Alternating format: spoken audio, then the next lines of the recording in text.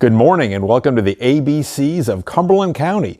I'm Mark Lizewskie. I'm the Executive Director of the Rolls Royce Foundation and the Rolls Royce Owners Club, and we're based here in Mechanicsburg, one of those hidden gems of Cumberland County. The Rolls Royce Owners Club has been here on site since 1976, and the Rolls Royce Foundation is just celebrating its 17th year here. So we've been around for a long time here, and as I said, we're a hidden gem here. A little bit of overview on our campus. The Rolls Royce Foundation is the museum and library and research center. So, we have over almost 30 cars here of Rolls Royce and Bentleys, and we do chassis research. So we have records going back to the very beginning of both companies' foundings. So if you have an old Rolls Royce or an old Bentley, the Rolls Royce Foundation is the place to get that research on all the history. And of course, if you're just here to look at some really cool cars, we have those here as well.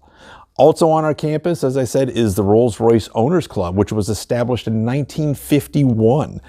We moved here from Harrisburg in 1976 after the floods, and we've been here ever since. The Rolls Royce Owners Club has about 5,000 members in 30 countries. Most of them are in North America. We work heavily with both the Rolls Royce and Bentley factory. You notice I keep on throwing Bentley in there. For 70 years, Rolls-Royce owned Bentley starting in 1931. So many of the cars that were built during that era were Rolls-Royce and Bentleys, and they were very similar cars. When we walk around here, if you look at some of the Bentleys and then look at the Rolls-Royce in comparison, you'll see that they're almost identical, other than the fact that the trademark radiator grille is different. So with that in mind, I thought I would just show you a little bit of the cars that we have here that if you come to visit us, you'll be able to see. So on this side here, we've got a number of special cars here. And they range from very early up until fairly modern. So we've got a Bentley Special here. Now this started life as a production car, and it's been turned into a Bentley hot rod. These are very, very favored in the UK, where they do a lot of vintage racing. So this car did not leave the factory this way, but it's certainly a real blast to drive, and it's a real get up and go car. It's street legal too. So. The other cars that we have here, this is a Bentley Mark VI. This is one of the very first post-war World War II cars that Bentley made. We've got some other cars here as well. Now remember when I said that there were very similar models between Rolls-Royce and Bentley. This is a Bentley S1 Saloon, which is what the British call a sedan. You'll notice that this car is the stereotypical, what most people think of a Rolls Royce or Bentley. If you've ever seen those Grey Poupon commercials, these are the cars that come to mind. And when you look at this car, you'll notice the Bentley radiator. When we get to the other side of the showroom, when I get to the Silver Cloud, you'll see that car is almost identical, once again, other than the fact that it's got a Rolls-Royce radiator. The big difference is that the Rolls-Royce cost about $300 more because it took that much more effort to make that signature Rolls-Royce radiator. So we've got some other cars here. Sorry.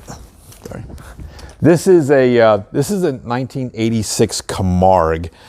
This is an extremely rare car here. They only made several hundred of these cars, 530 to be produced. It was the only one Rolls-Royce that was really designed by an outside firm. This was designed by Pininfarina in Italy, which designed a lot of Ferraris and things like that. So it's a very polarizing car. They were really unloved by the people that were Rolls-Royce fanatics back then. It was something that they never produced before. You know, they are very much in favor now. So, you know, what was shunned is now highly collectible. So we're extremely thrilled to have this car here. As I said, it's only one of 530. All the cars here have been donated by generous supporters of the Rolls Royce Foundation. You know, they're in great shape. This was, as I said, a one-owner car. The people that donated it to it ordered it brand new and lovingly used it up until just last year. So we're very, very thrilled. We've got some other interesting cars here. This silver Spur, we nickname it the Sparkle Spur, and if you can see, it's like almost like a custom street rod paint on this. This is one of the 90 some odd cars that were owned by the infamous Bhagwan in the 80s, who had a compound out in Oregon. You know, it was, if you remember those times, if you were around then, it was almost like a cult, and the feds came in and confiscated all of those cars. We were very fortunate to have this car, but many of his cars were custom painted.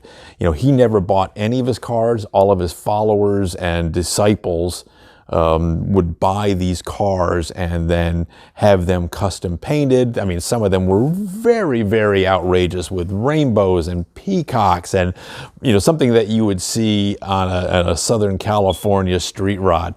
So it's a very cool car with some very interesting history. So we have some other cars here as well.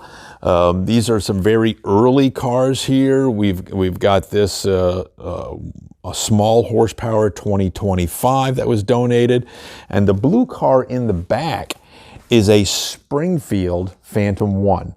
Most people don't realize that Rolls-Royce actually had a plant in Springfield, Massachusetts for 10 years that they were building cars. So this is one of the cars that came from Springfield.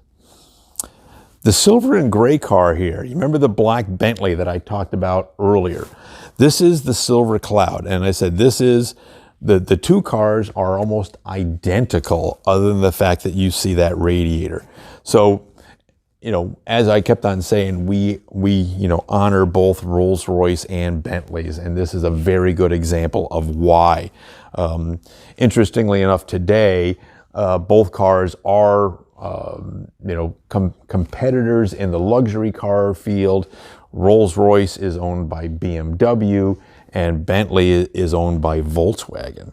You know, the early days before the merger in the 30s, Rolls Royce didn't do a lot of racing, but they were built for endurance. You know, and they received the moniker of the best car in the world, because in 1907 they had a Silver Ghost that, you know, just broke all endurance records and was hugely popular.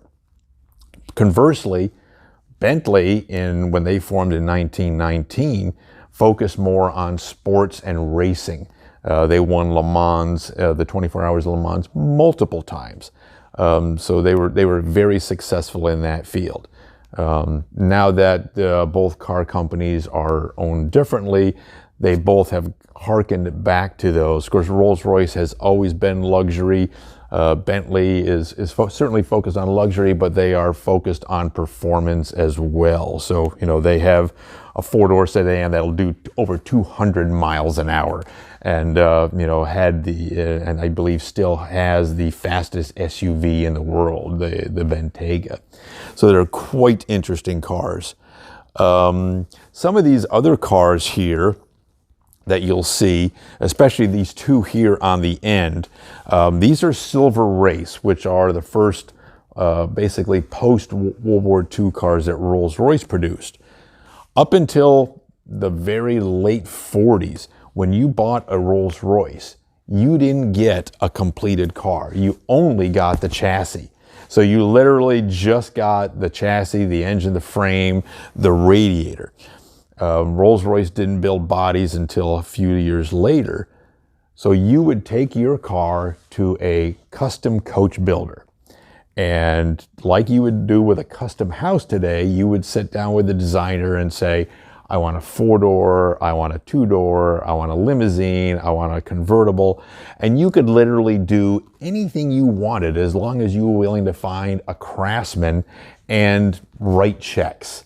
So these two cars basically have the same chassis, but different coach builders. So you can see the vast difference of what was available. So in theory, every one of these cars that were built could be one of a kind.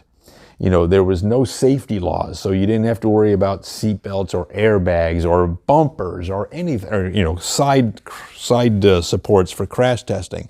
There were no Endangered Species Acts, so if you wanted ivory door handles or alligator or crocodile or even leopard, as long as you were willing to pay for it and find somebody to procure these for you, you could get it. So it's really amazing cars, and we're thrilled to have these here in Mechanicsburg and Cumberland Valley. You know, it's just, it's an amazing little gem here.